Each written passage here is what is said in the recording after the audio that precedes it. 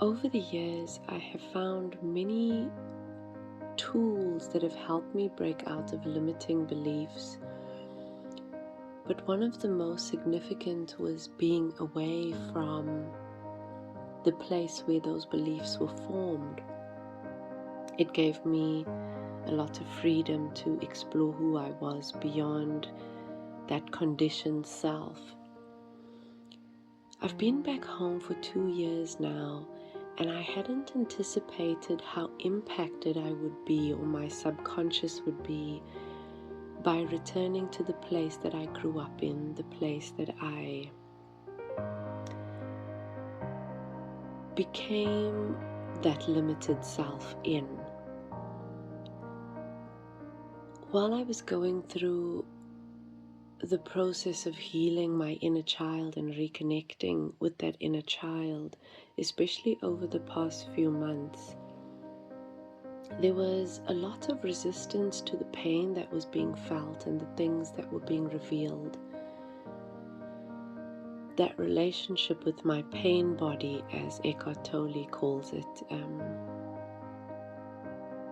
I didn't need for a long time because I wasn't in a state of pain for a long time.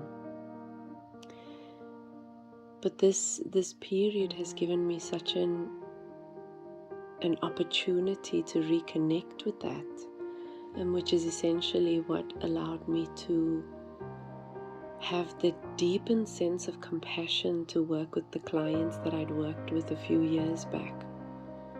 It was the memory of the pain in my body and the connection with the pain in my body that I was able to really sit with them in their pain and bring them through that process. But why I make this little recording is because we don't realize how our environment impacts the subconscious mind, whether we are engaging with it or not. And so these limiting beliefs can kind of creep their way back in. I started reading The Law of One again, and I've made quite a few videos that will be released over the next few days, sharing the stuff that I was learning from the books. And it showed me once again just exactly how I became free of those limiting beliefs before and how to do it again. I've been exploring many modalities over the past few months that have supported the breaking down of these illusions, and each one of them has served a specific purpose in this process, which has been so transformative, incredibly transformative. One of the places that I'd started formally learning from was Louise Hay. In her Heal Your Life programs, I signed up for the teacher training for the year, but a part of that training was or is to go through the 6-week incubator. It allowed me the space to really dive into the pain that I had been suppressing, or a lot of the little hidden shadows and hurts that I wasn't aware of and I didn't know how to access. I'd taken ayahuasca as well as mushrooms to try to gain access to that information in my subconscious mind. That really kind of happened naturally by coming home, and then also by my relationship ending. But the Louise Hay program really allowed me to go deeply into that, because the coaches were skilled in being able to shine a light in the direction that I needed to go next, as well as especially providing a safe space for me to explore that. Something else I started exploring through online trainings was Women Wellness's coaching, facilitation programs on how to host or hold healing programs, woman or womb healing programs for women, as well as how they run their businesses as women, coming out of this masculine way of living and being.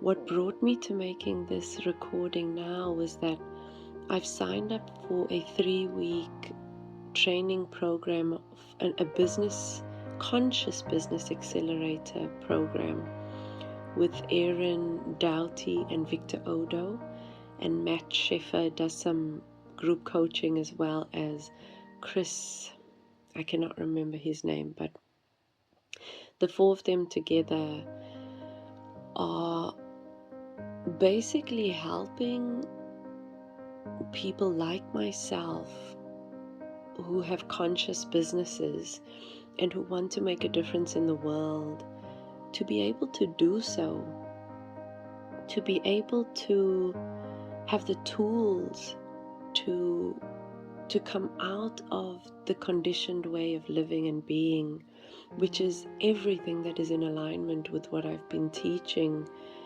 for the past 5 years, is how to break out of the conditioned self, essentially. Even though at the time I was still working as a teacher in Korea, for the past 2 years I've been listening to that kind of inner guidance, as well as the guidance that's come externally. Now, I didn't always realize that this is what was happening, but I knew that there was a sense of flow in allowing the things I needed to learn to come to me, allowing the people I needed to learn from to come to me, allowing the lessons I needed to learn to come to me. Some of those lessons are really painful, which sometimes I guess can kind of turn the lights off to why you decided to walk this path in the first way, which is exactly, what happened to me to a degree, is that gradually I've been in the process of turning the lights back on again. But as I look from the point that I'm at now, after finishing this first day or this first live session with these coaches, is everything that I've asked for over the past 5 years has been given. And especially over the past 2 years, no matter how uncomfortable it has seemed, no matter how out of alignment it has seemed from the narrow perspective, from the 3D lens, every single thing has been here to serve the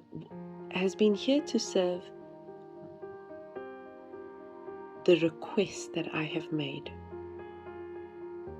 And so I will just end this little recording by bringing it back to the limiting beliefs. One of the first things the program is focused on is bringing your awareness to those limiting beliefs, which I work on as well with the Heal Your Life program. It's something I've been shattering for 5 years. And I want to just pose this question to you of what do you believe about yourself that is keeping you from doing the scary thing, the thing you really desire doing? What do you believe about yourself? And remember, beliefs are not true. They are only as true as we allow them to be, as the story we back them with.